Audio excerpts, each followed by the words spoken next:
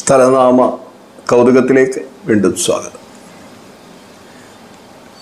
ലോകത്തുള്ള എല്ലാ കച്ചവട സംഘങ്ങളും കച്ചവട സമൂഹങ്ങളും പ്രത്യേകം ശ്രദ്ധ ചെലുത്തിയിരുന്നൊരു പ്രദേശമാണ് സഹ്യന് പടിഞ്ഞാറുള്ള നമ്മുടെ കൊച്ചു കേരളം.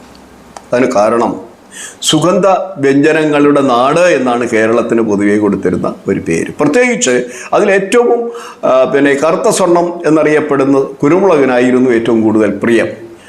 അതിന് തന്നെ നിരവധി പേരുകളുണ്ട്. യവനപ്രിയ എന്നൊരു പേരുണ്ട്. യവനന്മാർ എന്ന് പറഞ്ഞാൽ വിദേശികളെന്നാണ് പൊതു അർത്ഥം. ഇന്ന് നമ്മൾ യവനന്മാരെന്ന് പറഞ്ഞാൽ ഗ്രീക്കുകാർ എന്നാണ് അറിയപ്പെടുന്നതെങ്കിലും പണ്ട് യവനൻ എന്ന് പറഞ്ഞ വിദേശി എന്നാണ് അതിൻ്റെ അർത്ഥം. അവർക്ക് ഏറ്റവും പ്രിയപ്പെട്ട ഒരു സാധനമായതുകൊണ്ട് എന്ത് വില കൊടുത്തും അത് വാങ്ങണമെന്ന് വാശിയുണ്ടായിരുന്ന ഒരു സമൂഹമായിരുന്നു യൂറോപ്യന്മാർ. അതുമാത്രമല്ല, യൂറോപ്യന്മാരുടെ തീന്മേശകളിൽ കുരുമുളക് വിളമ്പുക എന്ന് പറയുന്ന ഒരു ആഠ്യത്തിൻ്റെ പ്രതീകമായിരുന്നു. ഏതാണ്ട് BC 1000 മുതൽ തന്നെ കുരുമുളകിന് വേണ്ടി യൂറോപ്യന്മാരും അറബികളും തമ്മിൽ കച്ചവടം നടന്നിരുന്നതായും അത് പിടിച്ചെടുക്കുന്നതിന് വേണ്ടി യുദ്ധങ്ങൾ നടന്നിരുന്നതായും അറിയാം. സോളമൻ രാജാവ് തന്നെ ഒരു രാജ്യം പിടിച്ചടക്കിയിട്ട് ആ രാജ്യം തിരിച്ചു വിട്ടുകൊടുക്കുന്നതിന് പ്രതിഫലമായി ചോദിച്ചത് കുരുമുളകാണ്. അങ്ങനെ കുരുമുളകിന് ലോക വിപണിയിൽ സ്വർണത്തിനേക്കാളേറെ വിലയുണ്ടായിരുന്ന ഒരു കാലവും അതിൻ്റെ ഉൽപ്പത്തി ദേശമെന്ന് പറയുന്ന കേരളമാണ് ആയിരുന്നത് കൊണ്ടും കേരളത്തിലേക്ക് കച്ചവടക്കാരുടെ കണ്ണുകൾ നിരന്തരം പതിഞ്ഞിരുന്നു. അന്ന് സുരക്ഷിതത്വത്തിന് വേണ്ടി കച്ചവടക്കാർ ഇന്നത്തെ പോലെ ഒറ്റയ്ക്കല്ല യാത്ര ചെയ്യുന്നത്. അന്നത്തെ വണിക് സംഘങ്ങളെല്ലാം സംഘങ്ങളായിട്ടാണ് യാത്ര ചെയ്യുന്നത്, കൂട്ടങ്ങളായിട്ടാണ് യാത്ര ചെയ്യുന്നത്. അതിൽ വളരെ പ്രധാനപ്പെട്ട ചില സംഘങ്ങളെക്കുറിച്ച് നമ്മുടെ പഴയ സംഘകാല കൃതികളിൽ നമുക്ക് ലഭ്യമാകുന്നുണ്ട്. വളഞ്ചിയർ എന്ന് പറയുന്ന ഒരു വിഭാഗത്തിനെക്കുറിച്ച് നമ്മൾ കേൾക്കുന്നുണ്ട്. അതുപോലെ തന്നെ അഞ്ചുവണ്ണം എന്ന് പറയുന്ന ഒരു വിഭാഗത്തിനെ കുറിച്ച് നമ്മൾ കേൾക്കുന്നുണ്ട്. മണിഗ്രാമം മറ്റൊരു കച്ചവട സംഘമായിരുന്നു. അപ്പോൾ ഇത്തരത്തിൽ കച്ചവട സംഘങ്ങൾ നമ്മുടെ രാജ്യത്തേക്ക്, നമ്മുടെ നാട്ടിലേക്ക് പ്രവഹിക്കുകയും രാജാക്കന്മാർക്ക് തന്നെ പണം കടം കൊടുക്കുകയും പകരം കുരുമുളക് ശേഖരിക്കുകയൊക്കെ ചെയ്തിരുന്നത് ആ ഒരു പ്രാചീന കാലത്തിൽ നിന്ന് പിന്നീട് ഒരു വലിയ മാറ്റം ഉണ്ടാകുന്നത് ബ്രിട്ടീഷുകാരുടെയും യൂറോപ്യന്മാരുടെയും ഒക്കെ, പോർച്ചുഗീസുകാരുടെയും മറ്റു യൂറോപ്യന്മാരുടെയൊക്കെ വരവോട് കൂടിയാണ്. അപ്പോൾ ഇതെല്ലാം കുരുമുളകിന് വേണ്ടിയാണ്. അപ്പോൾ ഈ കുരുമുളകിൻ്റെ പേരിൽ നമ്മുടെ രാജ്യം വിദേശികൾക്ക് അടിമപ്പെടുന്ന ചരിത്രവും നമ്മൾ പിൽക്കാലത്ത് നമ്മൾ കണ്ടു. പക്ഷേ ഈ വരുന്ന ആളുകളൊക്കെ കരവഴി വരുന്നവരായാലും ശരി, കടൽ വഴി വരുന്നവരായാലും ശരി, അവരെ സംബന്ധിച്ചിടത്തോളം കാലാവസ്ഥ ഒരു വളരെ പ്രധാനപ്പെട്ട ഒരു ഘടകമായി. ഇപ്പോൾ മൺസൂൺ കാറ്റിൻ്റെ ഗതിക്കനുസരിച്ചാണ് അന്ന് വായ്ക്കപ്പലുകൾ ഓടിയിരുന്നത്. അപ്പോൾ അതുകൊണ്ട് തന്നെ ഒരു പ്രത്യേക പീരീഡിൽ കാലാവസ്ഥ അനുകൂലമാകുമ്പോൾ വരികയും അത് കഴിഞ്ഞ് ഇവിടെ ഒരു പ്രത്യേക കാലം വരെ, അടുത്ത കാലാവസ്ഥ അനുകൂലമാകുന്നത് വരെ ഇവിടെ നിലനിൽക്കുകയും വേണ്ടി വന്നു. അതുകൊണ്ട് തന്നെ കരവഴി വന്ന കച്ചവടക്കാരായാലും കടൽ വഴി വന്ന കച്ചവടക്കാരായാലും അവരുടെ സംഘങ്ങൾ എവിടെയായി അവരുടെ സെറ്റിൽമെൻറ്റുകൾ ഉറപ്പിച്ചു. ഈ കച്ചവടക്കാരുടെ പൊതുപേര് മണിഗ്രാമമെന്നോ 5 വണ്ണമെന്നോ എന്നോ അല്ല അന്ന് വിളിച്ചിരുന്നത്. കച്ചവടക്കാരെ പൊതുവെ വിളിച്ചിരുന്നത് നഗരത്താർ എന്നാണ്. നഗരത്താർ എന്നും നഗരക്കാർ എന്നും വിളിച്ചിരുന്നു. അവരുടെ സെറ്റിൽമെൻറ്റുകളെ നഗരം എന്നും വിളിച്ചിരുന്നു.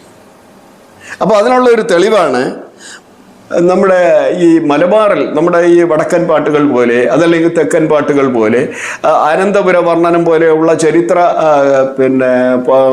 പ്രാധാന്യമുള്ള പാട്ടുകൾ പോലെ നിലനിന്നിരുന്ന, മലബാറിൽ നിലനിന്നിരുന്ന ഒരു പാട്ടാണ് നമ്മുടെ അവരുടെ ഉണർത്തുപാട്ടാണ് പയ്യന്നൂർ പാട്ട്. ഈ പയ്യന്നൂർ പാട്ടിൽ 2 വരി ഇങ്ങനെയാണ്: വളർ പട്ടണം വാഴുക, പട്ടിണത്ത് നഗരം വാഴുക. ഒന്നുകൂടി: വളർ പട്ടിണം വാഴുക, പട്ടണത്ത് നഗരം വാഴുക. വളർ പട്ടണം വാഴുക, പട്ടണം വാഴണം. പട്ടണത്ത് നഗരം വാഴുക, പട്ടണത്തിനകത്തുള്ള നഗരം വാഴുക. നമുക്കിന്ന് പട്ടണവും നഗരവും ഒരുപോലെയാണ്. രണ്ടും വലിയ ജനപദങ്ങളാണ്, മഹാജനപദങ്ങളെയാണ് നമ്മൾ പട്ടണമെന്നും നഗരമെന്നും മാറി മാറി വിളിക്കുന്നത്. ടൗൺ എന്നും സിറ്റി എന്നും ഇംഗ്ലീഷിൽ. പക്ഷെ എങ്ങനെയാണ് പട്ടണത്തിൽ നഗരം വാഴുക എന്ന് പറയുമ്പോൾ പട്ടണം വേറെ നഗരം വേറെ. പട്ടണത്തിനകത്താണ് നഗരം. ആ നഗരം എന്ന് പറയുന്നത് സെറ്റിൽമെൻറ്റുകളാണ്, കച്ചവടക്കാരുടെ കൂട്ടങ്ങളാണ്. അതൊരു പക്ഷേ 5 വണ്ണമാകാം, അതല്ലെങ്കിൽ നമ്മുടെ മണിഗ്രാമമാകാം, അതല്ലെങ്കിൽ നമുക്ക് 5 വണ്ണമോ അല്ലെങ്കിൽ അതുപോലുള്ള ഈ പട്ടണത്തിനകത്ത് നഗരം വാഴുക എന്ന് പറഞ്ഞാൽ പട്ടണത്തിനകത്തുള്ള നഗരത്താർ എന്ന കച്ചവടക്കാരുടെ സെറ്റിൽമെൻറ്റുകളെയാണ് ഉദ്ദേശിക്കുന്നത് എന്ന് വളരെ വ്യക്തമാണ്. അതുപോലെ തന്നെയാണ് നമ്മൾ ഈ തെയ്യം ഉരിയാട്ടുകളിൽ നമ്മൾ അതിനെക്കുറിച്ച് സൂചനയുണ്ട്. അതായത് കോലത്ത് നാടെന്ന് പറയുന്നത് കണ്ണൂർ അടക്കമുള്ള പ്രദേശങ്ങൾ. അവിടെ കോലത്ത് നാട്ടിൽ പട്ടുവം മുതൽ പനമ്പൂര് വരെ 14 നഗരങ്ങളുള്ളതായി തെയ്യത്തിൽ പറയുന്നു. തെയ്യം ഉരിയാട്ടുകൾ, തെയ്യം പാട്ടുകൾ പറയുന്നത് പട്ടുവം മുതൽ പനമ്പൂര് വരെ 14 നഗരങ്ങൾ നിലനിന്നിരുന്നു. 14 പട്ടണമല്ല, 14 നഗരങ്ങൾ നിലനിന്നിരുന്നു എന്നാണ്. അതുപോലെ തന്നെയാണ് പഴയ നമ്മുടെ പരശുരാമൻ മഴുവെറിഞ്ഞ കേരളം സൃഷ്ടിച്ചു എന്ന് പറയുന്ന പഴയ കേരള കുറിച്ചുള്ള ഗ്രന്ഥവരികളിൽ, കേരളോൽപ്പത്തി പോലുള്ള ഗ്രന്ഥവരികളിൽ 90 നഗരങ്ങളെ കുറിച്ച് പറയുന്നുണ്ട്. കേരളത്തിൽ 90 നഗരങ്ങൾ നിലനിന്നിരുന്നതാണ്.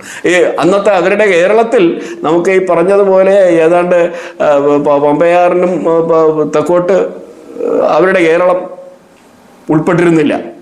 ആ കേരളോൽപ്പത്തിയിൽ 90 നഗരങ്ങളെ കുറിച്ചാണ് പറയുന്നത്. എന്ന് പറഞ്ഞാൽ 90 സെറ്റിൽമെൻറ്റുകൾ, കച്ചവടക്കാരുടെ സെറ്റിൽമെൻറ്റുകൾ നിലനിന്നിരുന്നു എന്നാണ്. അല്ല 90 നഗരങ്ങൾ നിലനിന്നിരുന്നു, 90 സിറ്റികൾ നിലനിന്നിരുന്നു എന്നല്ല അതിൻ്റെ അർത്ഥം. അപ്പോൾ നഗരം എന്ന് പറയുന്നത് പൊതുവെ ഈ കച്ചവടക്കാരുടെ സെറ്റിൽമെൻറ്റുകളെ ഉപയോഗിച്ചാണ്. ആ കച്ചവടക്കാരെ ഓരോരുത്തരെയും നഗരക്കാരെന്നും വിളിച്ചിരുന്നു എന്നാണ് അതിൻ്റെ അർത്ഥം. ഇത് പിൽക്കാലത്ത് ഈ നഗരക്കാർ ഒഴിഞ്ഞു പോയിട്ടും ഈ കച്ചവടക്കാർ ഒഴിഞ്ഞു പോയിട്ടും അവരുടെ പേരുകളിൽ, അതേ പേരുകളിൽ സ്ഥലനാമങ്ങൾ അവശേഷിച്ചു എന്നാണ് നമുക്ക് ചരിത്രം തരുന്ന തെളിവ്. ഇതിനൊരു തെളിവാണ് നമുക്ക് കോഴിക്കോട് പട്ടണത്തിലെ പ്രധാനപ്പെട്ട ഒരു വില്ലേജിൻ്റെ പേര് നഗരം എന്നാണ്. നഗരം വില്ലേജ്. കോഴിക്കോട് സിറ്റിക്കകത്ത് ഒരു വില്ലേജിൻ്റെ പേര് നഗരം. വില്ലേജ് എന്ന് പറഞ്ഞാൽ ഗ്രാമം എന്നാണ്. ആ ഗ്രാമത്തിൻ്റെ പേര് നഗരം എന്നാണ്. അത്ര കൗതുകമാണ്. അതുപോലെ നഗരൂർ എന്ന് പറയുന്ന ഒരു സ്ഥലം നമുക്ക് ചിറയൻകീഴ് താലൂക്കിലുണ്ട്.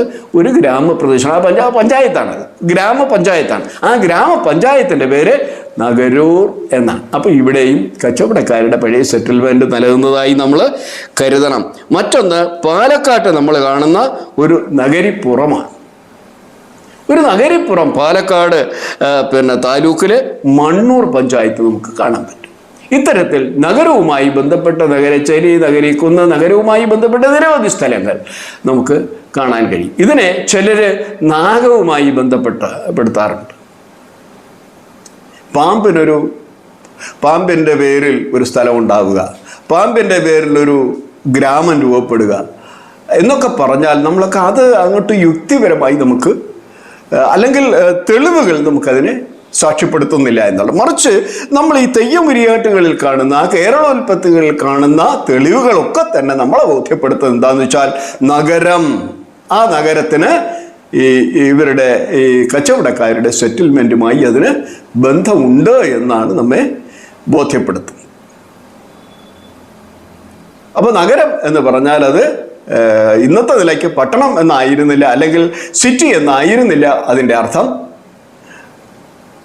അത് ശരിക്കും നമ്മുടെ കച്ചവടക്കാരുടെ അവരെ ഉദ്ദേശിച്ച് തന്നെയാണ്. ഇവിടെ നിന്ന് നമ്മുടെ സുഗന്ധവ്യഞ്ജനങ്ങൾ വാങ്ങുവാനും നമുക്കിവിടെ ലഭ്യമല്ലാത്ത, നമുക്കിവിടെ ഉൽപ്പാദനമില്ലാത്ത തുണി, വസ്ത്രം വിൽക്കുന്നതിനുമായിട്ടാണ് കൂടുതലും വന്നത്. അപ്പോൾ വസ്ത്രം വിൽക്കുകയും പകരം സുഗന്ധവ്യഞ്ജനങ്ങൾ, പ്രത്യേകിച്ച് കുരുമുളക് വാങ്ങിപ്പോകുന്നതിനും വേണ്ടി വിദേശത്ത് നിന്ന് വന്ന കച്ചവടക്കാരായ 5 വണ്ണം, മണിഗ്രാമം തുടങ്ങിയ നഗരക്കാർ സെറ്റിൽ ചെയ്ത സ്ഥലങ്ങളാണ് പിൽക്കാലത്ത് നഗരമെന്നും നഗരിക്കുന്നെന്നും നഗരൂരെന്നും ഒക്കെ അറിയപ്പെടാൻ തുടങ്ങിയ സ്ഥലനാമങ്ങൾ.